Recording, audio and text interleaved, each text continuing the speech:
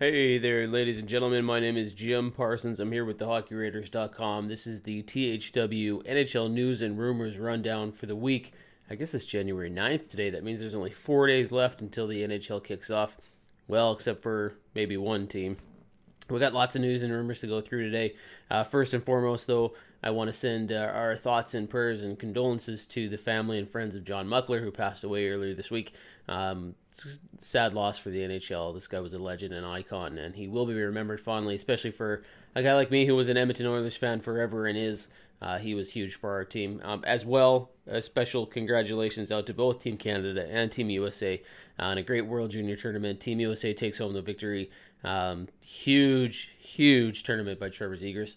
And the Team Canada had a great showing as well. It was an awesome game, and we're looking forward to what those guys are going to do in the NHL in the future. So let's get on to the NHL news and rumors. We got tons to talk about. Like I said at the beginning of the video, it's going to be starting in about 4 days, except for one team, and that team is the Dallas Stars.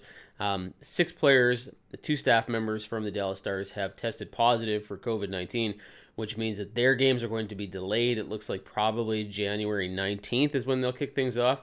The NHL has kind of informed the people that they were playing that they won't be playing them at the beginning of the season. So we'll see where that goes. Of course, Columbus Blue Jackets also had 17 players pulled off the ice yesterday at practice. Not because of the same type of positive COVID test, but some exposure safety protocols to the virus. They just wanted to be safe. I guess apparently they wanted to make sure that what happened in Dallas with 6 people testing positive is not going to happen in Columbus. We'll see where that one goes. John Tortorella, head coach of the team, has said, I'm not really sure what that means for our opening game. Not really sure if we're going to have these players back or not. So we'll have to keep our eyes on that one. But yes, it is one of those things where the pandemic is starting to cause a problem. We knew that it would. It was not going to be this safety-free zone all season because of the NHL bubble that we had last season. It is not existing this season. So we're going to see this every once in a while. So far, Dallas and Columbus have been affected. Other teams in smaller doses, but this is the first big wave to come. There's some news today. A lot of stuff happened today and yesterday. We usually cover the whole week here in the news and rumors, but this one is happening today. Matthew Barzal has officially signed a 3-year contract with the New York Islanders. It's a $7 million annual average value, $10 million in the last year, which means when he hits restricted free agency at the end of the deal, has arbitration rights, he's going to be a rich guy when all this is said and done. I guess the delay in taking so long was that the New York Islanders and GM Lou Lamoriello wanted to get a long-term deal done, and looking at about a 6-year deal as per Darren Dreger of TSN. They couldn't move enough money. They couldn't trade players like Thomas Hickey and Liam Komarov. So they ended up doing a bridge deal for 3 years, which works out great for the team. It's going to be fine for Barzal. He's going to make some money now, and then he's going to make a lot more money later. But that deal's finally done. He's back at camp. So the biggest restricted free agent still on the market is no longer on the market, and Barzal is back with the Islanders. Pierre-Luc Dubois, lots of news about this guy this week. Man, the stories just keep coming in. He signed a 2-year bridge deal with the Columbus Blue Jackets. That one's done. He's officially part of the team, but it has been learned that he does not want to play for the Columbus Blue Jackets. He would like to be traded. We don't exactly know what the beef is, if he's got issues with John Tortorella, if it's an offer thing, if it's just wanting to play in a bigger and better market than Columbus, somewhere like Montreal or New York. We don't really know. What we do know is that he doesn't want to be there. They are going to be looking at trading him. Kekalainen is not going to rush into a deal. This could be one of those things that takes a year, maybe longer. There is some buzz that they want to get it done right away. At the same time, there's some buzz that he wants to take his time on this. Dubois is probably going to be moved in more of a 1-for-1 type trade than it would be like a 4-for-1 type trade. Apparently, Elliot Friedman had said on Oilers Now yesterday that Kekalainen is not a huge fan of those trades where there's like 4-for-1 and they lose the deal because they don't get a big impact player coming back. So there's buzz out there that maybe Patrik Laine is one of those guys that could be moved. Don't know if that really makes sense if you want to trade one problem for another, but that's the type of deal we're looking at. Pierre LeBrun has named 7 teams.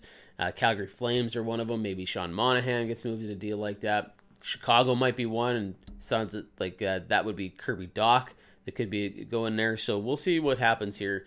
There's going to be lots to talk about Dubois, and there's going to be lots to talk about Jarmo Kekalainen moving forward here, especially since the team has got so many players out right now out of safety protocols. He's got their big star doesn't want to be there. What's the issue? Was it John Tortorella? All sorts of stuff. So let's keep our eyes on Columbus, see what happens here. There's going to be lots of buzz throughout the season as we watch the Dubois drama unfold. All right, we'll move back a little bit into the earlier part of the week. Joen Thornton is getting a huge opportunity with Toronto Maple Leafs. He's going to be moving onto the top line with Mitch Marner and Austin Matthews. This surprised a few people for a couple of reasons. One, he's a little bit older, a little bit slower. It was maybe believed he might not even be able to keep up to the third line center role, but he's going to get an opportunity on the first line, which means that the second and third lines are going to be more spread out. We'll see if he can keep up, but all three parties, Marner, Matthews, and Thornton, are pretty excited about this. Not so sure everybody in Leafs Nation is super excited about this, but we'll see. Speaking of the Toronto Maple Leafs, Frederik Andersen and the Maple Leafs have agreed not to talk about a contract throughout the rest of this year. Sounds like his agent, Claude Lemieux, has said, look, I'm not really keen on signing unrestricted players who are pending during the season. It's too big of a distraction. The reports from like Pierre-Luc have said, look, if the Maple Leafs come to Andersen with a huge deal and it's something that Lemieux thinks he'd be interested in, they'll probably take a look at it, but sounds like he's going to play out this year, finish off his contract, and then we'll see what happens, which is probably okay for both sides. We'll go there. And finally, Patrik Laine news, still going to be there. Sounds like he's going to play out the season with the Winnipeg Jets, that they're probably not going to move him for a couple of reasons. One, the quarantine issues with moving somebody from Canada to the U.S., with the season about 4 days away. That means he's going to have to sit out some time if he does go across the border. He knows that his contract is going to be tricky in a salary cap year, all that other stuff that goes with it. Winnipeg has brought in Paul Stastny to play with him, so you don't necessarily want to move him out right away. We'll see where this one goes, but my guess is Laine is going to be playing with the Winnipeg Jets all season, and we can expect trade buzz throughout the year, but probably nothing is actually going to go down. Maybe at the draft, maybe sooner than that, but probably not throughout the season. We'll see how Winnipeg does. Maybe the trade deadline is something there. Okay, guys, that's going to do it for us this week. Enjoy the rest of your reports on thehockeyraters.com. You can catch all my news and rumors on the website, at the Hockey Rater on Twitter, Facebook, the Hockey Raters, and keep up with the videos. We've got tons of them coming out on a bunch of different teams. Go to the YouTube page, check out Twitter and Facebook, and we'll keep up with you. The season's right around the corner, guys. It's coming. Here we go.